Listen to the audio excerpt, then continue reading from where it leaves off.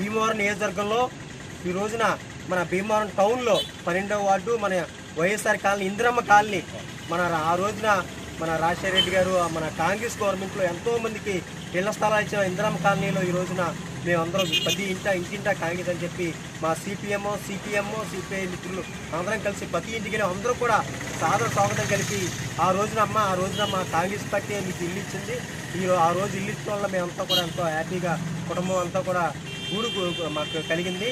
ఆ కాంగ్రెస్ పార్టీని ఎప్పుడు కూడా మర్చిపోము. అందరూ కూడా కంపల్సరీ దేశంలోనూ ఇక్కడ కూడా కాంగ్రెస్ పార్టీ ఉండాలని చెప్పి ప్రజలందరూ కూడా ఇందిరమ్మ కాలంలో ప్రజలందరూ కూడా ముందుకు స్వాగతం పలికారు. గతంలో ఇద్దరు ఎమ్మెల్యేలు చూశారు. ఇప్పుడున్న మనకు పోటీగా ఉన్న ప్రధాన పార్టీలు 2 పార్టీల ఎమ్మెల్యేలు కూడా చూశారు. వాళ్ళిద్దరూ కూడా కాంగ్రెస్ పార్టీ నుంచి వచ్చిన వాళ్ళే. కొత్తగా ఒక యువకుడిని మీ ముందుకు వస్తానమ్మా, మీ అన్నయ్య తమ్ముడిగా మీ ముందుకు వస్తాను, నాకు ఒక మంచి అవకాశం ఉండి భీమవరాన్ని అభివృద్ధిలో నేను ఎప్పుడు మీకు